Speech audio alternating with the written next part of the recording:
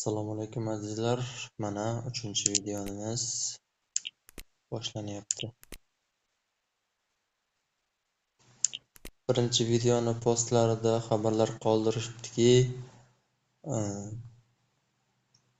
Buyuk Saljuqiylar imperiyasini tuzing degan ekan.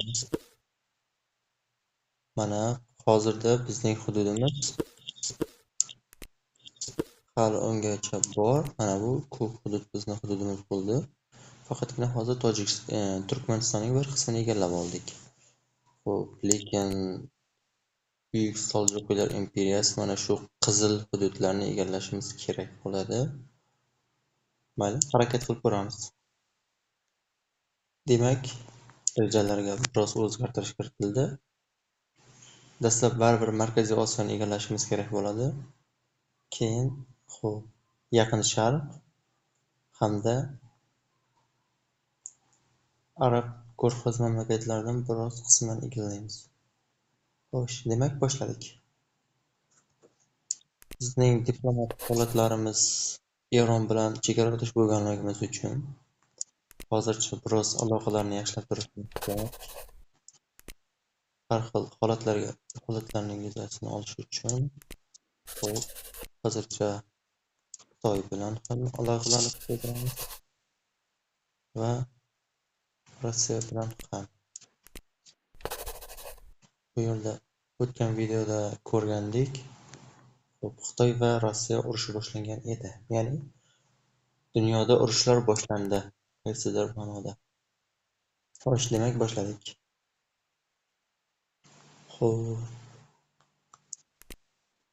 Qozog'iston rangini biroz o'zgartirsak, farqliroq ko'rinadi.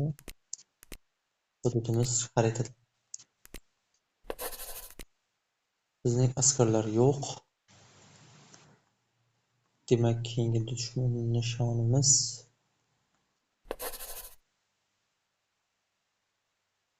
Turkmaniston. Turkmaniston bilan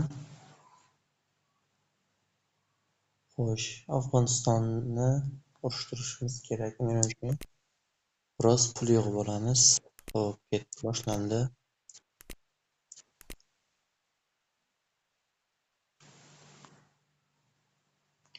Videolarimizni 100 ta bosqichli qilamiz degan edim, lekin ba'zilari juda ham ko'payib ketyapti. O'shaning uchun o'rtacha har bir videoni 10 daqiqalik qilamiz.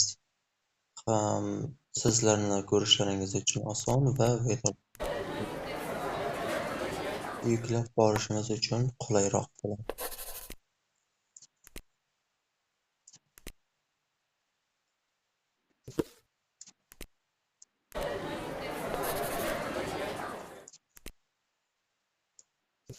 Mana biroz bo'lsa-da o'zimizni harbiy tarafdan kuchaytirib olganmiz.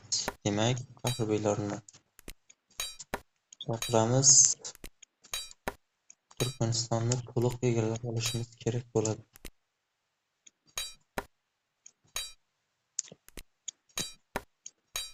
Biroz ko'paytirib olsak, xavfdan ko'ra foydaliroq bo'ladi va diplomatik o'yin ijro etamiz. Bu yilda, ya'ni qanday? Bu davlat, ya'ni Turkmaniston bilan yaxshi aloqalarda bo'lgan davlatlarga o'zlari bilan o'zlarini urushtirib qo'yamiz.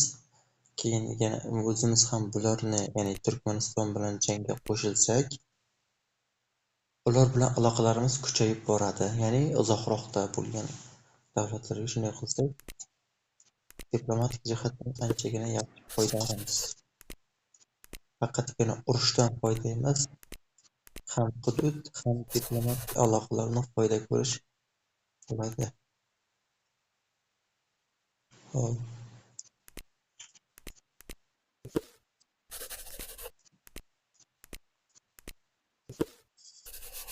Ozarbayjon bilan bunday qilmaymiz, lekin Rossiya bilan shunday desak bo'ladi, chunki Ozarbayjon boshqa dushmanlari yo'q va yaqin kelib qo'yishi mumkin. Shunda biz egallamoqchi bo'lgan hududlarimizni qaysidir ma'noda buzilishiga olib keladi. Xo'sh, demak ketdik. Biz ham ularga qarshi urush boshlaymiz.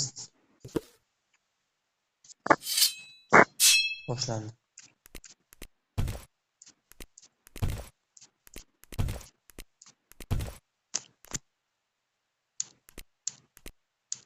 Turkmaniston hujum qilyapti. Ashxobodni egalladik. Keyingi so'rovni yozmadik. Xo'sh.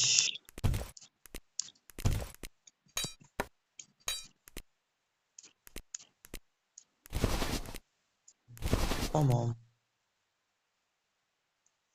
Keyingi navbat taxmin qilganimizdek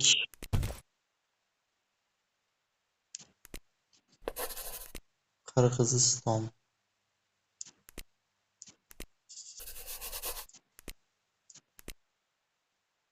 Mana Turkmaniston hududini to'liq egallab oldik.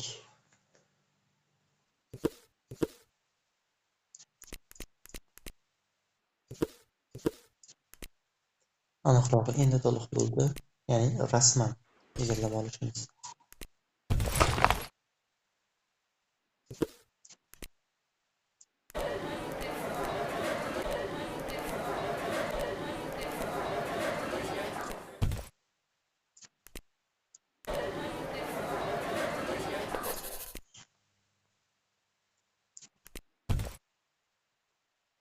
Mana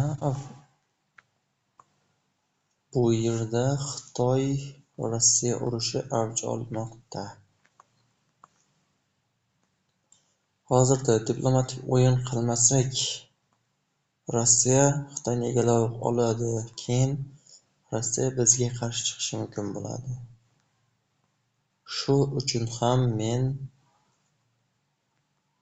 biroz suslashtirish uchun bu yoqdan Belarusni qurbon qilmoqchiman. Belarus Rossiyaga qarshi ya'ni ozroq bo'lsa-da harbiylar biroz sustlashadi. Biz kuchayib olishimizgacha. Ular tezlashib ketmaydi.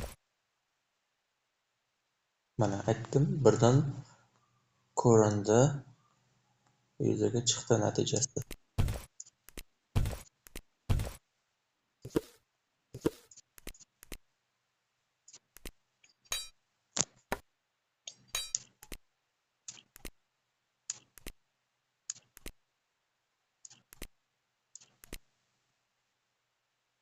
Demak,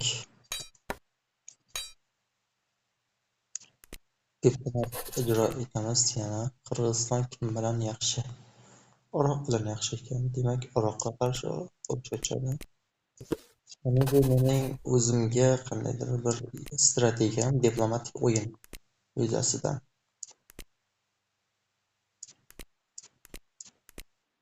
Faqatgina urushib hudud jihatidan foyda emas, balki diplomatik tarafdan ham foyda ko'rish mening nazarimda anchagina foydaliroq.